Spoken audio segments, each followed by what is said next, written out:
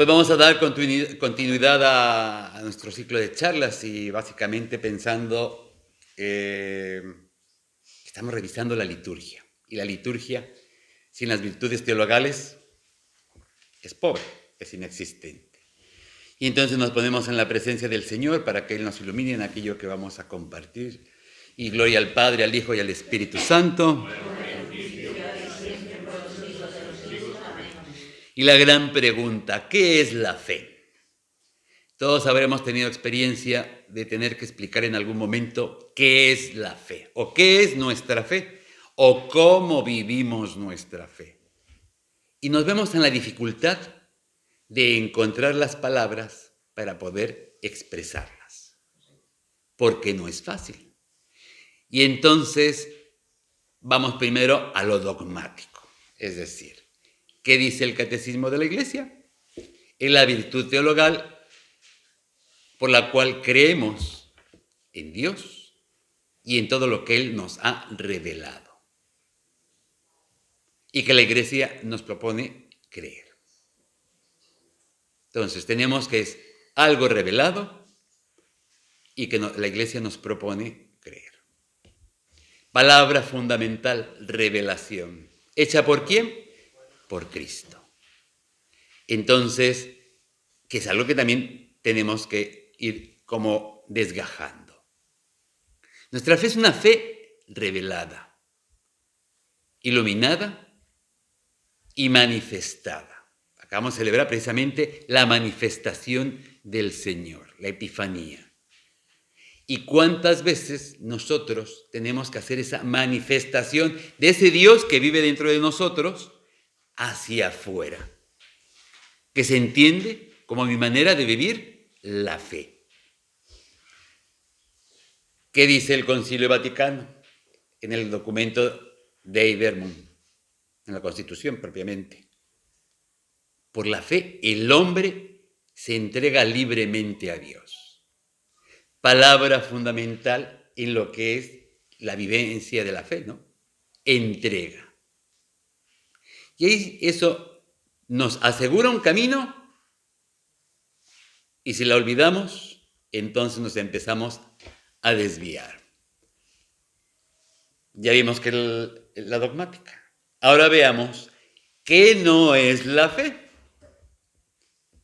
No es algo abstracto. No es algo que anda por ahí flotando. Como que queremos pillar y no lo podemos hacer. Tampoco es un abrigo que me pongo y me quito según el interés del momento.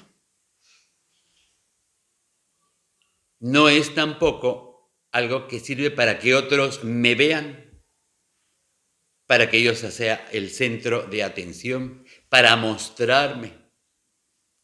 No es un objeto que se deje en una estantería para que vaya acumulando polvo a lo largo del año y de repente vaya y lo busque en una semana concreta o en un evento concreto. Son de las muchas pocas cosas que no son la fe, pero que dañan la fe nuestra y de nuestro testimonio hacia el mundo. ¿Qué creerá esta gente? ¿Por qué se reúne ahí todos los domingos? ¿Por qué va a una catequesis? ¿Por qué lleva a sus niños como decían antes, a la doctrina? ¿En dónde está el sentido de aquello que ellos hacen, no? Y entonces volvemos a la palabra entrega. Ese movimiento, ese primer movimiento que Dios hizo enviándonos a su Hijo, que tuvo primero su encarnación, se manifiesta, esa entrega que llega hasta la cruz y tiene su continuidad en la Eucaristía. Pero yo de verdad me creo que por mi fe Jesús está en la Eucaristía. Y todos diremos sí. Ahora vamos a revisar si de verdad es que no lo creemos del todo. Toda entrega necesita una respuesta. En general, todos los que están aquí tienen experiencia de vida de casados. Y en esa entrega que yo hago de mi persona hacia la otra, estoy esperando una respuesta de amor. Fe y amor van unidas, no se pueden separar. Porque de otra manera, cojea. Nosotros creemos en alguien real, que su existencia la podemos ver en diferentes testimonios. Es lo que llamamos el Jesús histórico. Los evangelios son para nosotros ese testimonio, que además que 4 hombres en diferentes momentos, en diferentes situaciones, en diferentes comunidades, hayan narrado una misma historia de un personaje central, que es Jesucristo, eso nos lleva a la concordancia evangélica, que se llama en teología. Es decir, da certeza de la existencia de aquello que se está narrando. Concordancia evangélica. Además tenemos el testimonio de historiadores del siglo I, Flavio Josefo. Era un historiador del tiempo de Jesús. Y él dice que había en su obra Antigüedades Judías, dice, señala la existencia de un hombre que lo llamaban Cristo, que era un hombre sabio, que hacía milagros y que fue crucificado. Él era ajeno a todo lo que era la parte cristiana y da testimonio de ello. Otro historiador, Tácito, historiador romano, también menciona a Jesús a partir de la persecución que había de los cristianos por Nerón. Y dice, se refiere a Cristo como el que fue ejecutado por Poncio Pilato. Nosotros entonces sí creemos en alguien que existió, que sabemos que también sigue existiendo y que está vivo. Nosotros no adoramos ni veneramos una leyenda. Eso también es lo que nos diferencia de otras religiones. Esos mismos historiadores también dan testimonio de la resurrección de Jesús por aquello que fueron recogiendo en su hacer historia. Fe, esperanza y caridad, 3 virtudes teologales, pero que tienen que tener experiencia de vida. Ninguno podemos hablar de nuestra fe, ni de nuestra esperanza, ni de nuestra caridad, si no son vividas. Nadie vive por mí la fe, ni la caridad, ni la esperanza. Me encanta ver a las mamás que dicen, ¿por qué si yo me mandé a mis niños a colegios buenos, pues entendiendo por colegios buenos, de religiosas, de religiosos, etcétera, y ahora no quieren venir a misa y me piden que yo rece por ellos? La fe es personal. Es una tarea y un ejercicio personal. También es reflejo de aquello que nosotros vivimos en casa. ¿Por qué? Porque si veían que papá y mamá tenían una fe un poquito flaca, desnutrida, ¿de dónde esperas ahora? Peras al olmo. Acabamos de celebrar la encarnación del Hijo de Dios. De ese entrar Jesús en la vida de todos nosotros para entrar en diálogo, en conversación. Pero, ¿hay diálogo? ¿Hay conversación? ¿Hay cercanía? No hay mayor acercamiento de amor que el hacerse el uno con el otro. Yo supongo que entre los esposos sucede, en aquellos que son también muy amigos, no necesitan decir nada. Con solo mirarse, ya saben qué está pensando el otro. Casi que así debería de ser nuestra relación con Jesús. Sin tener que decir nada, saber qué es lo que el Señor, y lo sabemos, pero nos cuesta trabajo asimilarlo. Sabemos que nos incorporamos a la fe por el bautismo. Es el inicio de nuestra vida espiritual. Es la puerta de entrada al resto de los sacramentos, a la vida de la iglesia, a la vida en Dios. También tenemos la palabra.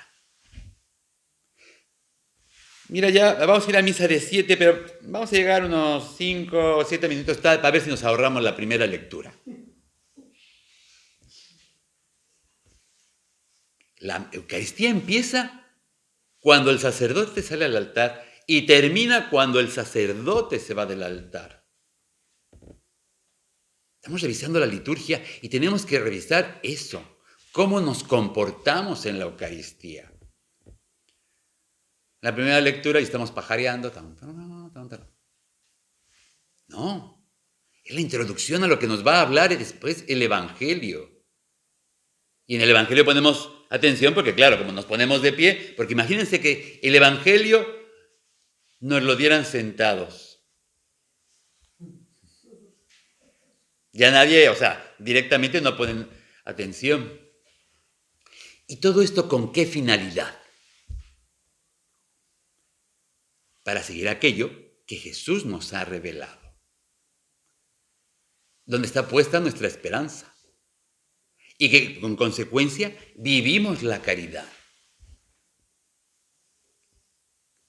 por medio de los sacramentos, fe, ciencia y cristianismo. Parece que eso está ahora en un momento de mucha ebullición y parece que cada una tiene que salir disparada como si fueran átomos en explosión, como que no son compatibles. Y no es de ahora, es de toda la vida. Desde la Edad Media hasta la época de la Revolución Científica, ha habido científicos que han dado testimonio de su fe. Copérnico, Galileo, Kepler, todos ellos, su fe la utilizaron para expresar mejor la creación de Dios y entenderla. No solo explicarla, entenderla. La Iglesia nunca se ha querido separar de la ciencia. Ha sido promotora. Fe y razón no van separadas.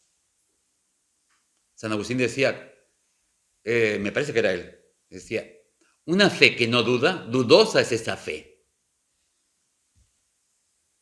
Pero no podemos vivir en eterna duda. Y dentro de nuestra fe hay certezas. La Iglesia Católica ha tenido un papel fundamental en la promoción de la ciencia. Y en tiempos recientes, ejemplos, también hay un montón de científicos, sacerdotes. Francis Collins, por ejemplo, genetista, que ha sido el que lideró el proyecto del genoma humano. ¿De dónde viene ese ADN? ¿De dónde venimos? La Iglesia no se esconde frente a la ciencia, ni nosotros nos tenemos que esconder para dar testimonio de nuestra fe. Las 3 virtudes teologales son experiencia de vida, que se nota afuera. ¿Y en qué se nota? En las obras, en la caridad. No podemos separar las obras.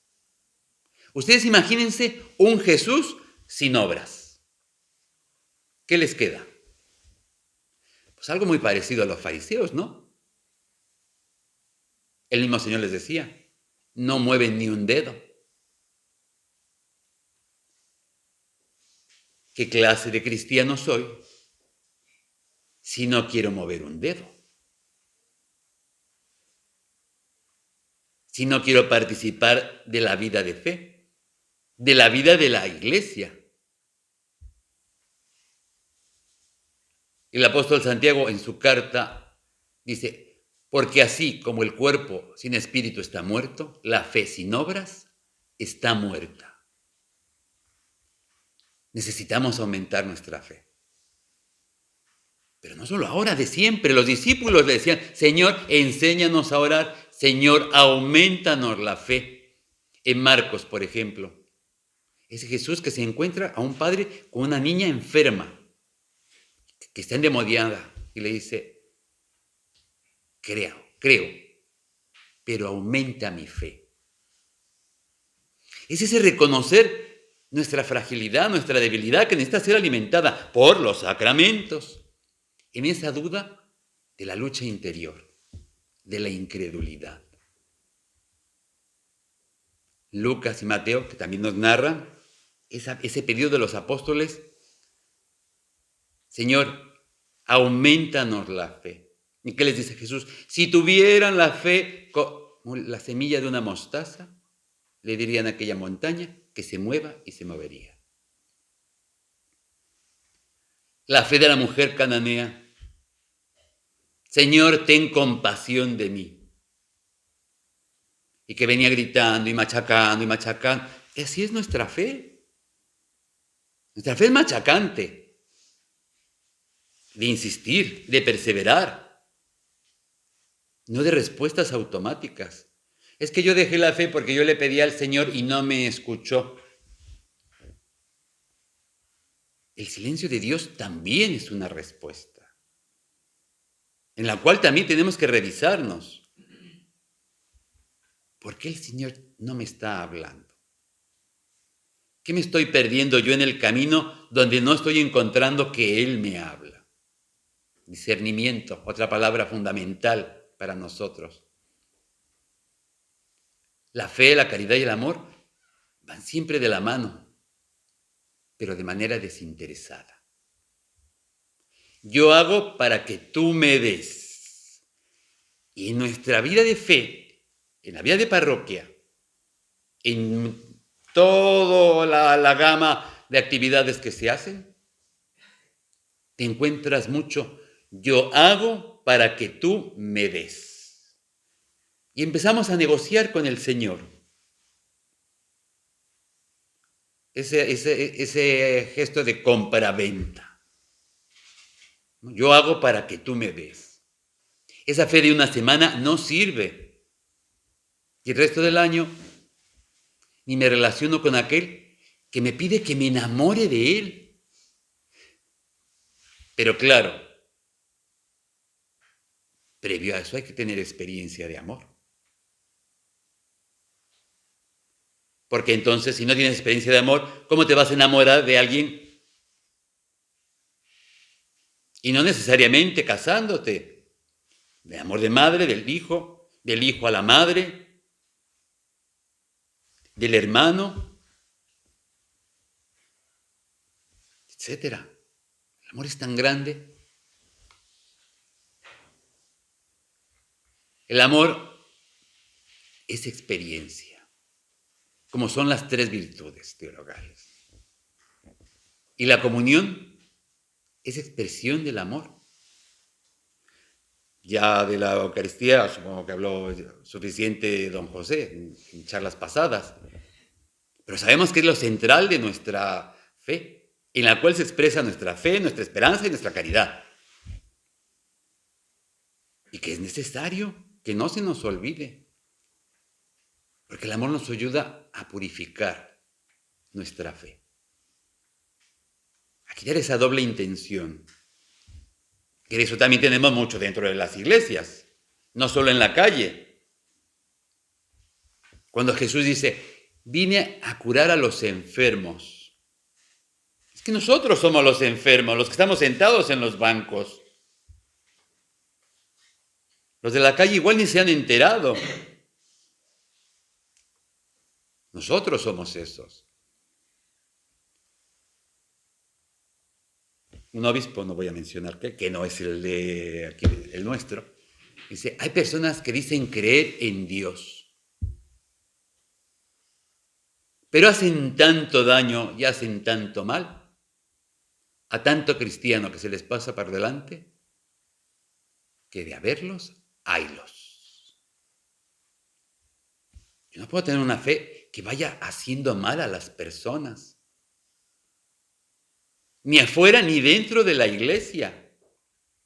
Porque eso ni es amor, ni es fe, ni es nada. Bueno, sí, es amor a sí mismo.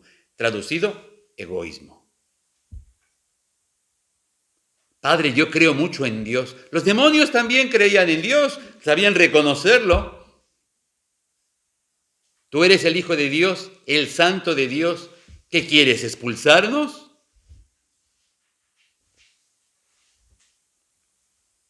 Los discípulos le pedían a Jesús, Señor, aumentanos la fe.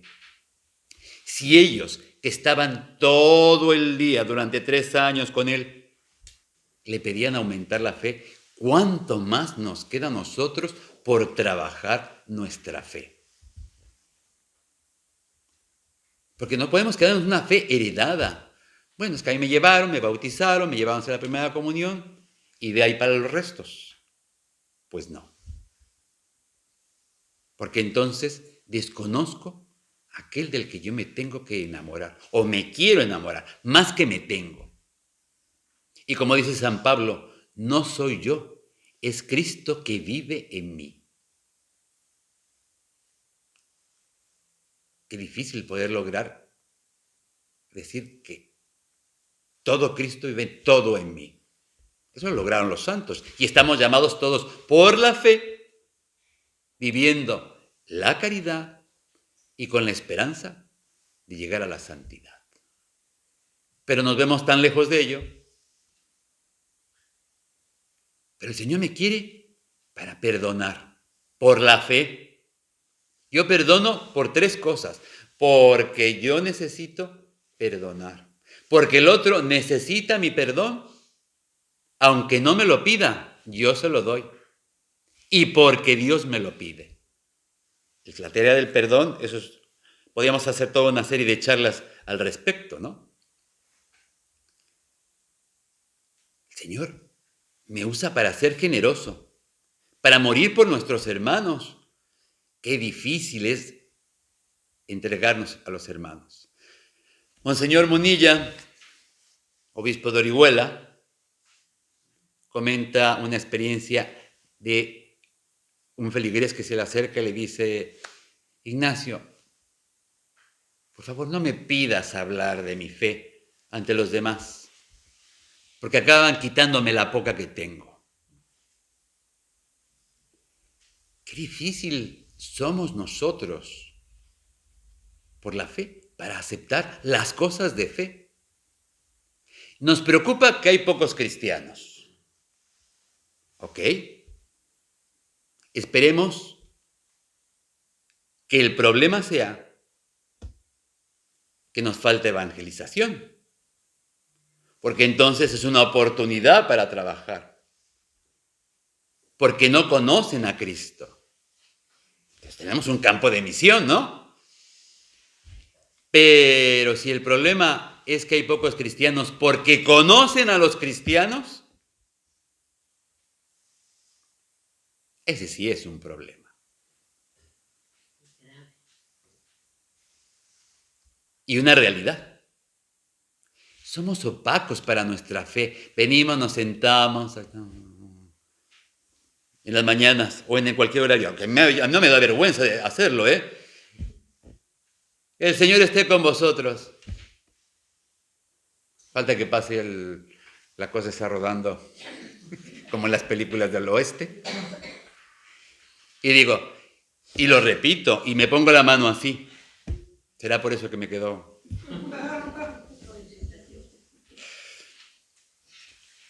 Somos tibios para nuestra fe. El otro día lo comentaba yo en una homilía.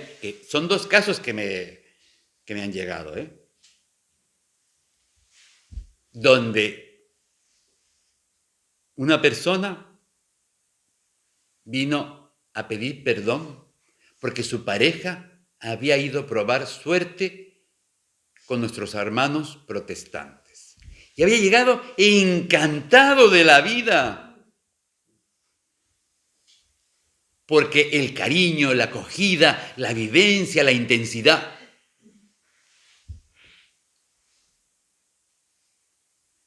Y entonces, eso ya lo había contado yo en una homilía y decía, pero el problema, ahora no nos vamos a entretener en ello, en juzgar en la fe de ese hombre.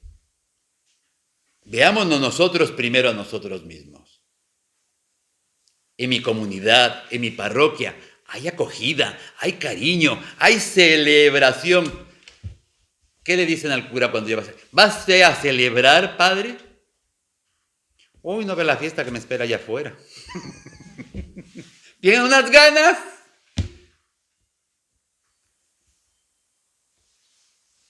Retomando aquel, es cierto que no me acuerdo su nombre, aquel que vino a hacer el primer día del tríodo para la coronación de nuestra patrona, la Virgen del Carmen. Y lo primero con lo que se despidió fue, veo puras caras tristes. Eso marcó tanto, o sea, me marca a mí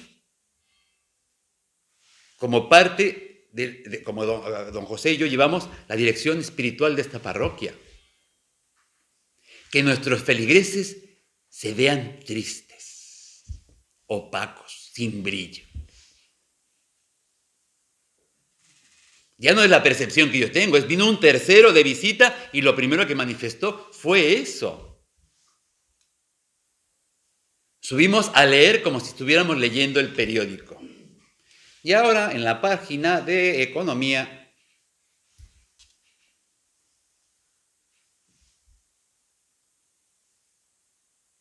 gestos que tenemos que corregir en los ministros y en la gente.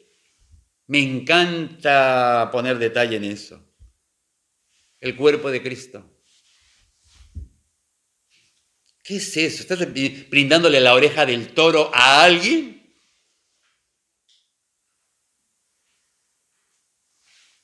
Y lo he visto en ministros y lo he visto en feligreses, ¿eh? O sea, nos tenemos que revisar realmente. ¿Qué expresión y qué respeto es ese por lo más santo y lo más sagrado que tenemos? No se está diciendo salud, va por ti. ¿Qué es eso? O sea, lo central de nuestra fe es la Eucaristía. No nos la podemos tomar a la ligera. ¿Verdad? Somos realmente opacos, tibios. No ponemos atención. ¿Cómo debe ser la Eucaristía ideal para el feligrés de hoy? Que dure poco. Que sea rápida. Miren que la de nosotros dura media hora, o sea, ya menos que eso. Que el cura sea simpático. Que me caiga bien. Que no lo cambien nunca. In eternum. Que no hable de infierno. Que no hable de pecado. Que no hable de purgatorio. Son dogmas de la iglesia, ¿eh? O sea, no es ocurrencia ahí de nada más. No, es que eso incomoda, padre, eso no nos gusta. Que dé gracias a Dios porque venimos tarde, pero venimos. Que no pida catequesis previa para recibir un sacramento. Que sea pobre el cura para que viva el sufrimiento de los ricos que ellos no hacen. Que sea rico para que ayude a los pobres. ¿Ven cómo somos de contrarios y de incoherentes? Y después en las reuniones de sacerdotes dicen, no podemos seguir trabajándonos y moviéndonos en la pastoral de conservación. Es decir, bueno, vamos a conservar eso poquito que tenemos. Y Jesús cuando te dijo, id y anunciad el Evangelio a todas las gentes, ¿qué respuesta le vamos a dar? Y cuando te dice, ahora sois pescadores de hombres, ¿qué respuesta le vamos a dar? Oh, pues no.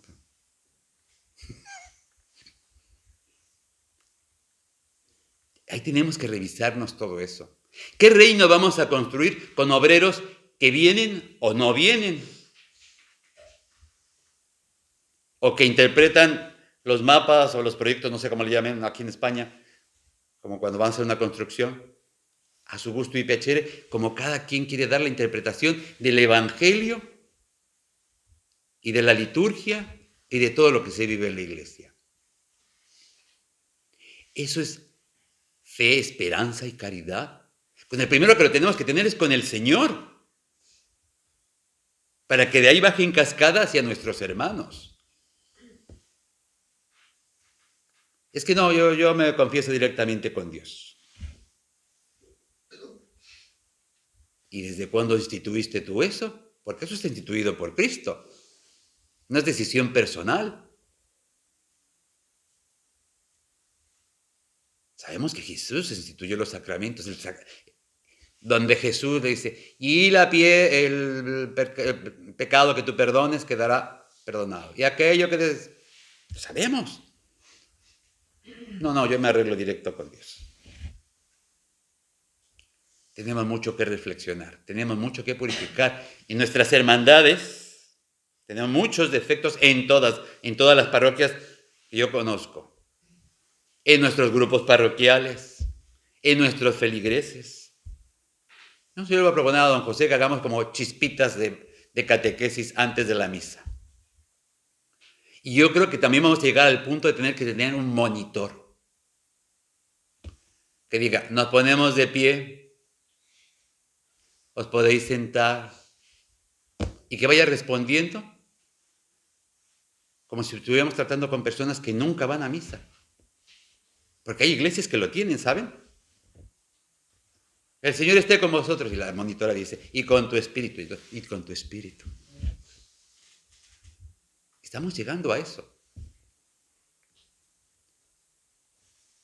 Revisémonos en esa vivencia de la fe, de la esperanza y de la caridad, desde el Señor y con nuestros hermanos.